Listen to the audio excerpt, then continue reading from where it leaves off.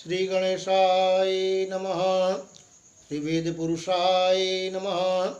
श्री वासुदेवाय नमः। सचिदानंद रूपाय विश्वोत्पत्त्यादि हेतवे तापत्रय विनाशाय श्री कृष्णाय वयम नमः। हवे सर्प यज्ञ का निर्णय और आरंभ।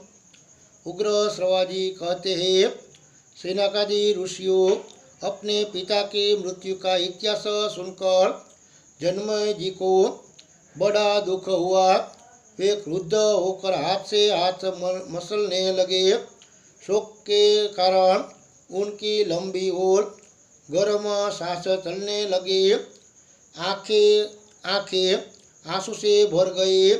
वे दुख, शोक तथा क्रोध से भरकर आंसू बहाते हुए शास्त्रोक्त विधि से हाथ में जल लेकर बोले, मेरे पिता किस प्रकार स्वर्गवासी हुए, यह बात मैंने विस्तार के साथ सुन ली है।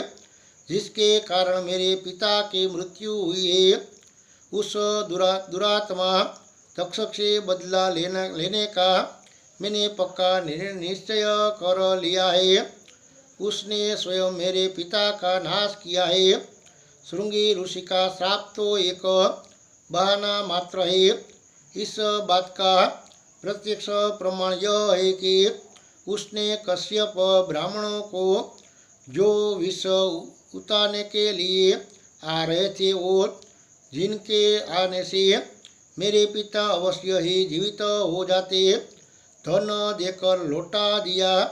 यदि हमारे मंत्री कश्यप ब्राह्मण का अनुनय विनय करते और वे अनुग्रह पूर्वक मेरे पिता को जीवित कर देते, तो इससे उस दुष्ट की क्या हानि होती। ऋषि का श्राप पूरा हो जाता और मेरे पिता जीवित रह जाते। मेरे पिता की मृत्यु में सारा अपराध तक्षक का ही है। इसलिए मैं इससे अपने पिता का मृत्यु का बदला लेने का संकल्प करता हूँ। मंत्रियों ने महाराज जन्मेजय जी की इस प्रतिज्ञा अनुमोदन किया। अब राजा जन्मेजय जी ने पुरोहित और ऋतिजों को बुलाकर कहा, दुरात्मा तक्षक ने मेरे पिता की हिंसा की है। आप लोग ऐसा उपाय बताइए जिससे मेरा बदला ले सकूं। क्या आप लोग ऐसा कर्म जानते हैं जिससे मैं उस क्रूर सर्प को दग्धती आग में होम सकूं? ऋतिजों ने कहा, राजन, देवताओं ने आपके लिए पहले ही एक महायज्ञ का निर्माण कर रखा है। यज्ञवाद पुराणों में प्रसिद्धि है। इस यज्ञ का अनुष्ठान आपकी अतिरिक्त और कोई नहीं करेगा, ऐसा पुराणिकों ने कहा है और हमें उस यज्ञ की विधि मालूम है। ऋतियों की बात सुनकर जन्मेजय जी को विश्वास हो गया कि निश्चय ही अब तक्षक जल जाएगा। राजा ने ब्राह्मणों से कहा, मैं वह यज्ञ करूँगा, आप लोग इसके लिए सामग्री संग्रह कीजिए। वेदज्ञ ब्राह्मणों ने शास्त्रों विधि के अनुसार यज्ञ मंडप बनाने के लिए जमीन नाप ली। यज्ञशाला के लिए श्रेष्ठ मंडप तैयार कराया तथा राजा जन्मेजय यज्ञ के लिए दीक्षित हुए। इसी समय एक विचित्र घटना घटित हुई।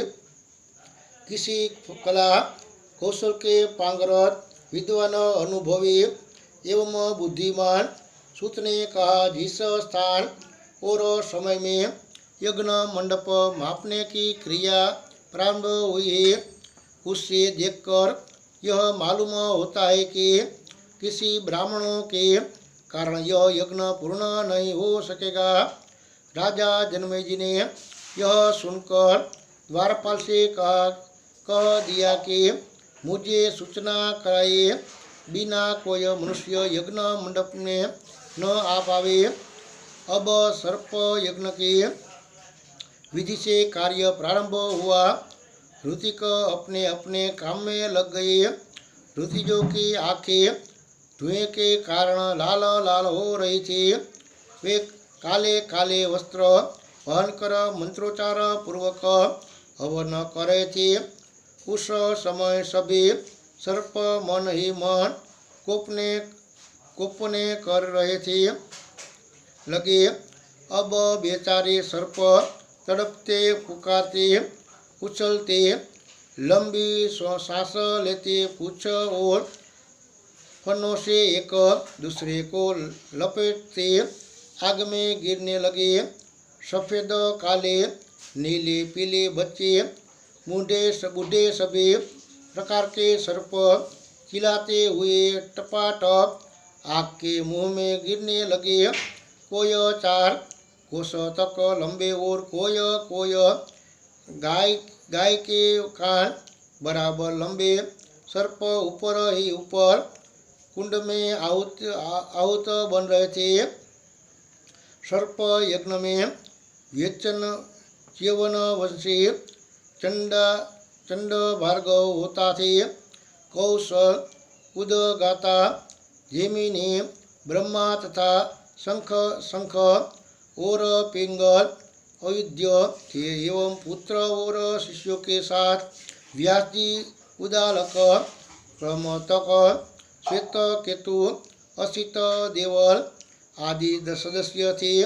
नाम ले लेकर आहुति देते ही